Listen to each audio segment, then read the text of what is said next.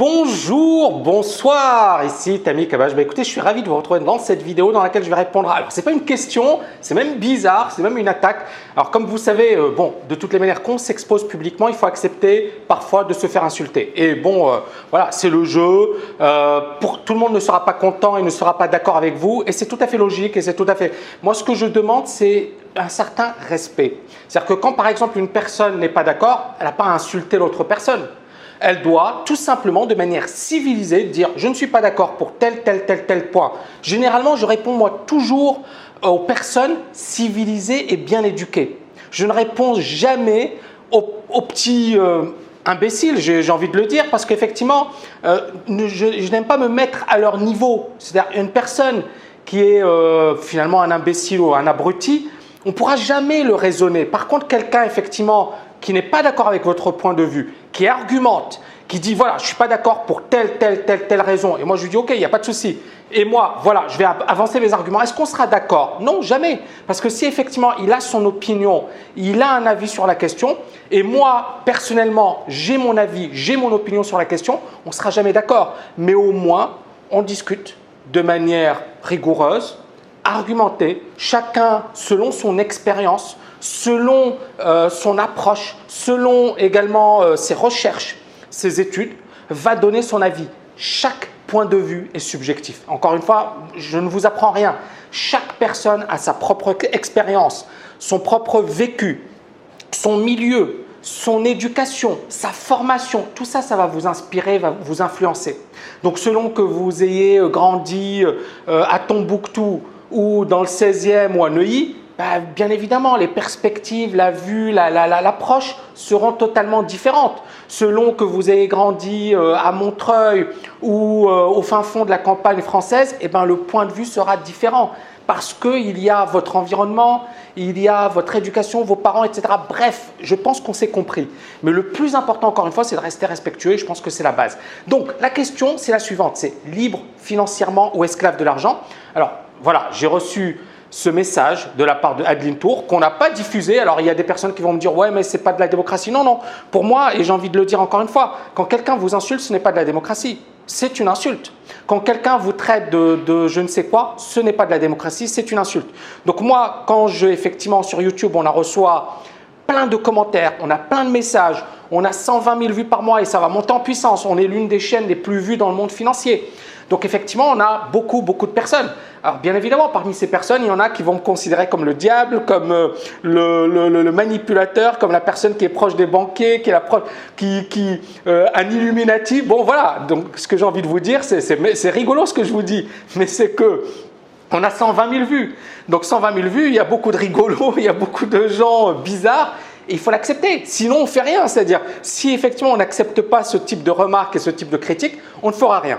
Donc Adeline, qu'est-ce qu'elle dit? Adeline Tour, comment devenir libre financièrement? Un idiot qui parle comment devenir esclave de l'argent. Et alors moi j'ai parlé bien évidemment de liberté financière et Adeline qui parle de comment devenir esclave de l'argent. Et alors, quand est-ce que ça a été publié ça? Ce commentaire, il a été publié suite à ma vidéo sur la liberté financière. Et j'ai reçu ce message. Et c'est assez marrant parce qu'effectivement, les messages de ce genre, j'en reçois plein. Mais pourquoi c'est intéressant? Parce qu'encore une fois, c'est totalement faux. Et l'idée, c'est que la liberté financière, c'est certainement pas de l'esclavage. Donc moi, ce que j'ai envie de dire tout d'abord, c'est de remercier Adeline pour sa délicatesse. Merci Adeline, ça me fait plaisir ce type de remarque. Mais au-delà, voilà, c'est important de revenir dessus, au-delà de ces insultes, qui ne garantissent pas, je dirais, le fait que la personne soit costaud sur un plan intellectuel, la personne qui les profère. Pour moi, et j'ai envie de le dire encore une fois, ces insultes, elles ne me font ni chaud ni froid. Parce que justement, je sais, et là je le dis vraiment sincèrement, les conseils que donne la TKL sont des conseils extrêmement importants pour les personnes qui veulent devenir libres financièrement et qui en ont assez de se faire escroquer par les différents courtiers, par les différentes formations entre guillemets moyennes, etc. C'est une expérience de toute une vie. C'est l'expérience de quelqu'un qui a bossé des années pour mieux comprendre les marchés financiers, mieux comprendre la psychologie, qui a écrit plusieurs bouquins, Bien évidemment, vous ne pouvez pas être d'accord avec moi, mais en tous les cas, moi, je mets à disposition cette expérience. Donc pour moi, encore une fois, cette question, elle est excellente. Et je vais y répondre dans 2 petites secondes.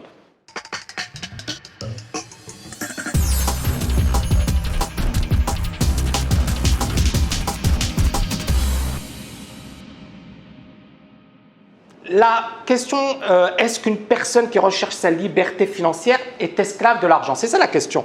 Est-ce que finalement, si je recherche de la liberté financière, je deviens esclave? Moi, j'ai tout d'abord envie de vous dire qu'on est malheureusement ou heureusement, on est tous obligés de gagner notre vie. D'accord? La personne qui me dit « j'ai pas besoin d'argent pour vivre », bon bah, soit elle est très très riche, soit il y a un problème. Ou alors elle est assistée financièrement. Et pour moi, ce n'est pas effectivement une bonne chose parce que, bon voilà, ça veut dire que vous profitez de la société. Donc, vous êtes assisté financièrement. Et donc, pour moi, premièrement, il ne faut pas oublier que l'argent, on en a besoin pour vivre. La personne qui vous dit « l'argent, c'est mal, c'est sale, c'est pas bien », elle n'a rien compris. Malheureusement, l'argent, voilà, c'est un moyen de s'émanciper de l'argent. C'est étonnant ce que je vous dis. L'argent, c'est un puissant moyen de s'émanciper de l'argent. Pourquoi ? Parce que si vous n'avez pas d'argent, qu'est-ce que vous faites? Vous pensez qu'à l'argent. Ce que j'ai envie de dire, c'est la personne qui n'a pas d'argent, qu'est-ce qu'elle passe sa journée à faire? À rechercher de l'argent, à essayer de gagner de l'argent. Elle est obsédée par l'argent. Mais si vous avez de l'argent, est-ce que vous pensez qu'à l'argent? Non, parce que vous avez de l'argent, vous avez les moyens. Alors bien évidemment, il y en a qui sont fous. Il y a des personnes qui ne sont jamais contentes, qui ne sont jamais satisfaites, qui veulent gagner toujours plus. Ok, ça c'est un autre problème. Mais la personne qui se dit, voilà, moi j'ai besoin d'argent pour avoir une maison, pour payer mes loyers, pour payer l'éducation de mes enfants, pour payer ceci, pour payer cela. Eh bien, si effectivement elle se contente de ce qu'elle a et si elle gagne suffisamment bien sa vie, elle ne sera pas obsédée par l'argent. Donc comprenons-nous bien, l'argent est important pour vivre, pour subvenir à ses besoins. L'argent, ce n'est pas sale si on sait comment l'utiliser. Maintenant, encore une fois, ceux qui disent l'argent, c'est pas bien, soit il y a un problème psychologique ou autre, soit effectivement, ils n'ont rien compris. Parce que justement, les personnes qui sont esclaves de l'argent, ce sont les personnes qui n'ont pas les moyens. Pourquoi elles sont esclaves? Ça, c'est la bonne question. Elles sont esclaves parce qu'elles ont absolument besoin de l'argent.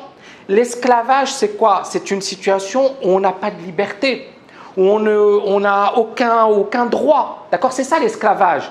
Et justement, la personne qui se dit « je n'ai pas le choix, je dois absolument travailler car sinon je suis dans la rue, car sinon mes enfants n'ont pas de quoi manger », cette personne, elle est piégée par l'argent et elle devient esclave de l'argent.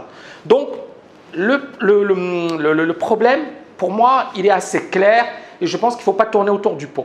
Donc voilà, il ne faut pas oublier que, et c'est le point numéro 2, c'est qu'on a tous des responsabilités et des obligations. Qu'on soit parents, on a des enfants. Qu'on soit même enfants, on a des parents et ces parents, parfois, ils n'ont pas les moyens, il va falloir les aider. Donc si effectivement on est parents, on est enfants, il est important de pouvoir nourrir sa famille, subvenir à ses besoins, subvenir aux besoins de ses proches.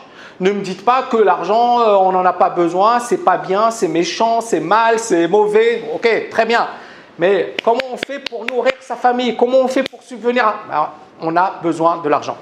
Le troisième point qui est important pour moi, et ça, on en arrive à l'esclavage. Est-ce qu'on est esclave de l'argent? Pour moi, l'argent n'est pas une fin, c'est un moyen. D'accord? La personne qui considère l'argent comme une fin, là on parle effectivement des cas psychologiques graves. Par exemple, des personnes qui sont avares, l'avarice. Donc des personnes qui gagnent beaucoup d'argent qui ne le dépensent pas. Elles veulent accumuler un max d'argent. Qu'est-ce qui se passe? Et je connais des gens qui étaient victimes et qui sont victimes de l'avarice. C'est la pire des choses. C'est-à-dire que cette personne, elle ne vit pas. Généralement, sa famille ne vit pas.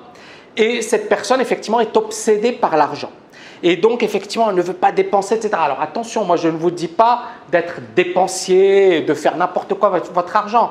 Mais l'argent, ce n'est qu'un moyen, ce n'est pas une fin. D'accord? C'est un moyen que l'on va utiliser pour justement vivre la vie de ses rêves. Donc, pour moi, l'argent, c'est la pire des choses et la meilleure des choses. La pire des choses, si vous êtes obnubilé par l'argent, parce que vous allez être très malheureux et vous n'aurez jamais, et je dis bien jamais, cette liberté. D'accord?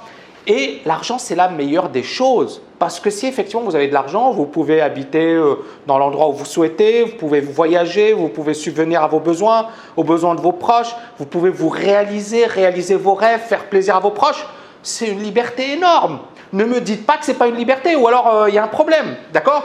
Alors, l'idée, et je vais terminer avec ça, c'est de détester l'argent. Hein. L'erreur pour moi la plus importante, c'est de détester l'argent et de ne pas le respecter. La personne qui brûle, par exemple, à un certain moment, il y avait Gainsbourg qui avait brûlé je ne sais pas combien d'argent en direct à la télé. Et beaucoup ont été choqués. Certains ont dit le gars, il est extra, il est génial, etc. Et beaucoup ont été choqués. Et moi personnellement, je ne suis pas du tout d'accord. Parce que l'argent, et c'est là où on en arrive à, c'est quoi l'argent? Bon, ben, l'argent, c'est effectivement une manière comment dirais-je, on ne va pas revenir, je ne vais pas vous embêter avec des définitions économiques sur le fait que l'argent, c'est une réserve de valeur, un moyen de transaction. Bref, on ne va pas faire, ce n'est pas un cours d'économie. Mais c'est quoi l'argent? Ben, l'argent, pour moi, si on veut le caractériser, c'est avant tout la liberté et l'indépendance financière. C'est ça ce que ça va vous permettre, d'accord? Et c'est le travail également. C'est-à-dire que pour moi, l'argent, c'est le fruit du travail. Et c'est là où, quand je vous parle de respecter l'argent, ce n'est pas de respecter l'argent en soi, mais ce qu'il représente. Alors, certaines personnes vont gagner de l'argent avec de l'argent, mais ça, voilà, elles ont le droit si elles l'utilisent intelligemment, et ça, je reviendrai dessus dans d'autres vidéos. Mais il y a certaines personnes qui travaillent dur pour gagner 3 francs 6 sous. Et pourquoi effectivement elles travaillent dur? Parce qu'elles n'ont pas le choix. C'est la raison pour laquelle, moi, quand Gainsbourg il a brûlé, que voilà, ben, moi, ce n'est pas quelque chose que je partage parce que je considère que beaucoup de gens souffrent pour gagner de l'argent. Les personnes qui crament de l'argent, c'est n'importe quoi. Par contre, les personnes qui l'utilisent intelligemment et qui l'utilisent pour faire de belles choses, ben, je dis bravo et c'est super. Il y a également, et là je vais également dire pourquoi c'est important de respecter l'argent, il y a énormément de drames sur le plan familial liés à l'argent. Est-ce que vous saviez, et là je pense que beaucoup de personnes le savent, mais certaines ne le savent pas, 90% des divorces en France ont lieu à cause de quoi? À cause du fait que le mari ait perdu son job. Le mec, il a perdu son job et 90% de divorces à cause de ça. Et la personne qui me dit l'argent, c'est de l'esclavage, l'argent n'est pas important, l'argent ne permet pas le bonheur, bah, moi je vais lui dire non, elle ne permet pas le bonheur, mais il ne permet pas le malheur non plus. Et prouvez-moi que l'argent c'est sale et que ça ne vous permettra pas d'avancer. Donc il faut effectivement se dire l'argent, ce n'est pas une fin en soi, c'est un moyen pour effectivement réaliser ses rêves. Ça évite beaucoup de malheurs si on sait bien l'utiliser. Ça permet de faire plaisir à ses proches. Donc voilà, moi je pense que j'ai répondu à la question, mais et d'ailleurs ce n'était même pas une question, mais pour la parenthèse. J'espère que vous avez aimé cette vidéo. N'oubliez pas de la liker. Alors il y a un manuel guide pour vivre du trading, le guide ultime pour vivre du trading. Si vous voulez le télécharger, bah vous devez juste cliquer sur le lien. C'est vraiment intéressant. Ça vous permettra d'aller beaucoup plus loin. On reçoit beaucoup de questions quotidiennement. Et franchement, essayez de lire ce guide. Essayez de le télécharger parce que ça vous apportera énormément. Merci beaucoup et à très bientôt.